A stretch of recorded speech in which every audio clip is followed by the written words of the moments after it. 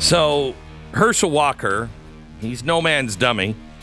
He came out a couple of weeks ago and said, I'm going to get killed in the debate. I'm going to get killed. This guy is a preacher. He's used to talking all the time. I don't do this. I'm just a country boy. I'm a country boy. Mm-hmm. And the country boy taught the city boy a few things, I think. It went shockingly really well for, and I say shockingly because he said, I'm going to suck.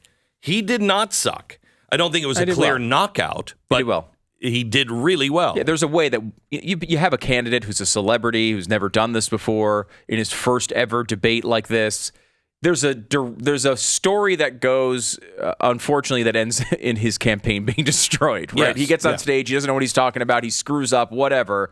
That did not happen at all in this debate. The fact that they don't have a potato thing like, Dan Quayle right. on this guy's first debate and only debate is quite a victory. Yeah, he did well. He was prepared for the lines of attack that he expected to come from Warnock, which were very predictable. Warnock, I think, came off as incredibly slimy. That would be the word that I would use to describe his performance.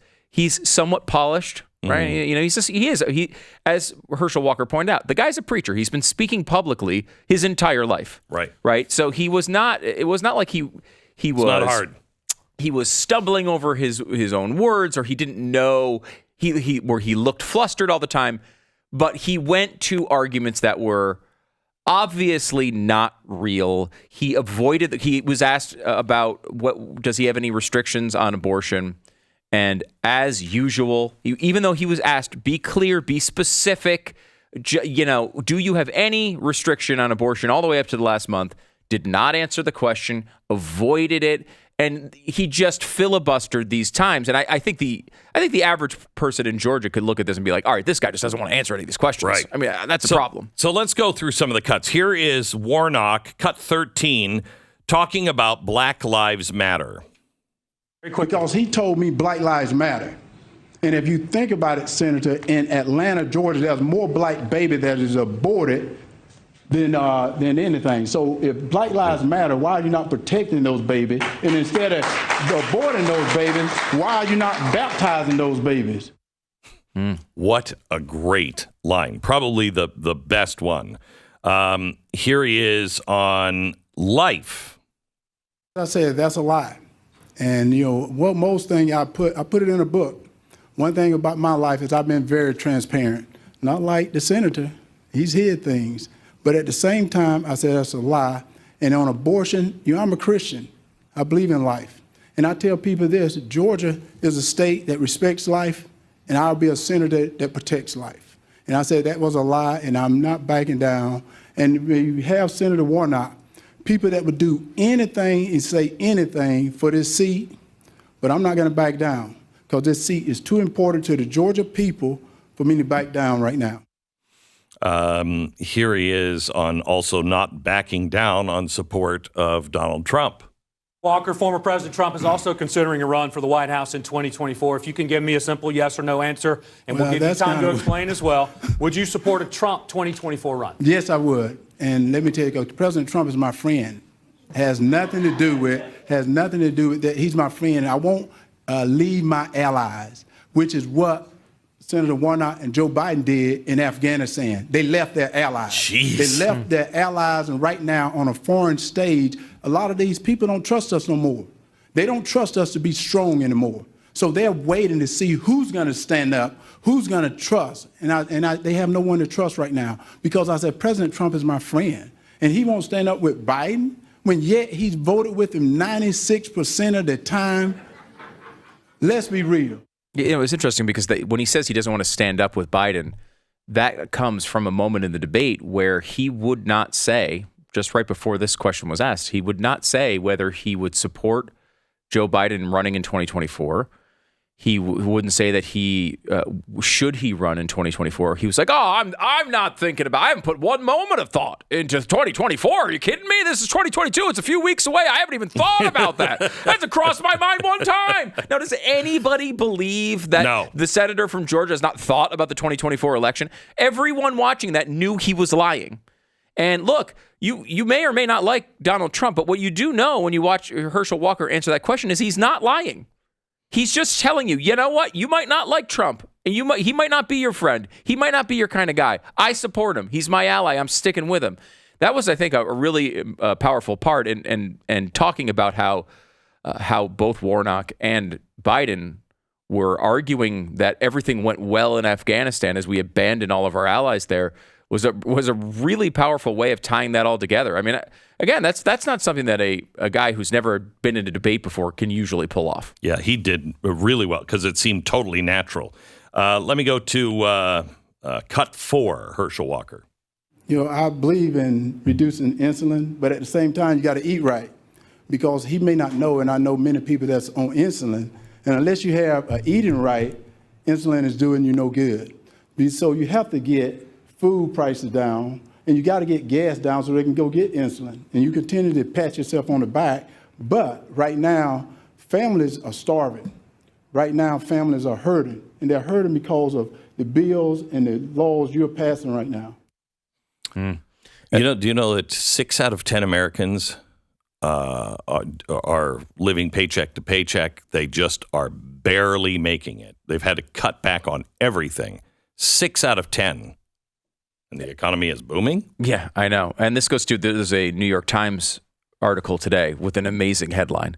It's Democrats spent $2 trillion to save the economy. They don't want to talk about it. I mean, think about this. This is the central accomplishment of the Biden administration and of Warnock's first 2 years. This $2 trillion in spending, and none of them will even mention that it occurred.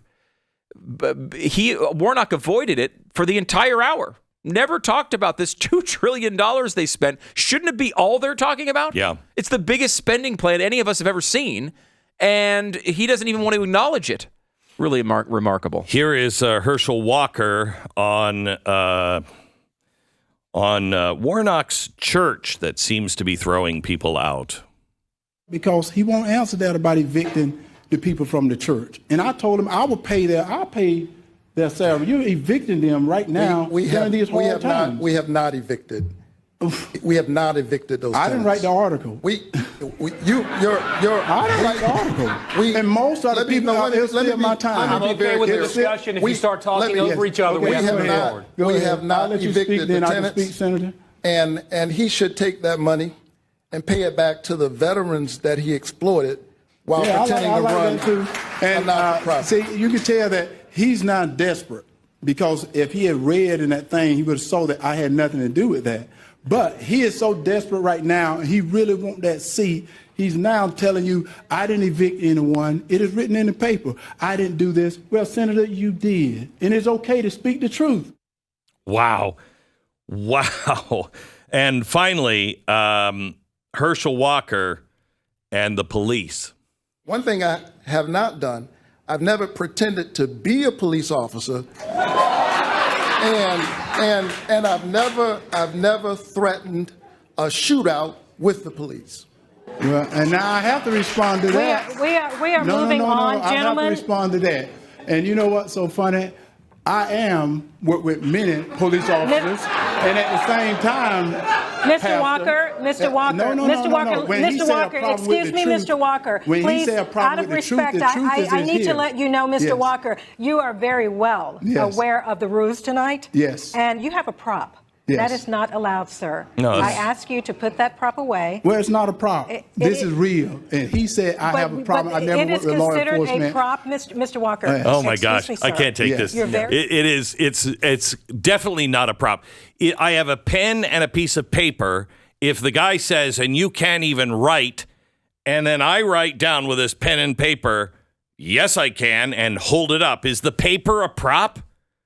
He's sitting there, and his badge is in his pocket. Yeah, you can see him reach for it. Yeah. So it's not a prop. It's my wallet. Right. Is my wallet a prop? He's saying that I don't have these privileges. Now, I don't know the story behind it, but they're now writing it as if it was a prop badge, like he got it from Hollywood. It's not. It is an actual badge. Now, I don't know what that grants him, but that's not a prop. I think he did extraordinarily well. Yeah, and I think he needed to prove to the people of Georgia that he was able to do this, right? he was able to run in these circles and talk about these issues and know what he was talking about, and I think he pulled that off. That's a big step for a candidate, again, who's running his first campaign like this. We have not seen that out of John Fetterman. If this, right? I mean, Katie Hobbs in Arizona won't even go out on a debate stage with Kari Lake. I mean, like Herschel Walker showed himself to be someone to be reckoned with, and that's a big step in a race like this. If you're afraid of your candidate, the one you're running against, if you're afraid of them, how are you going to stand up to Putin? How are you going to stand up to Biden? How are you going to stand up to Trump? How are you going to stand up? You're showing me you're afraid of a debate, of being exposed. Well, being exposed for what? For what? Pretending to be a cop? Having an abortion? He wasn't afraid of that. What are you afraid of? Your record? Is that what it is? The people that you align yourself with? Is that what you're afraid of? Well, then that should tell you something. Maybe you're on the wrong side. But if you don't believe you're on the wrong side, why don't you have the courage to stand up and defend the things you're for? It's cowardice all around. Stand up for what you really believe.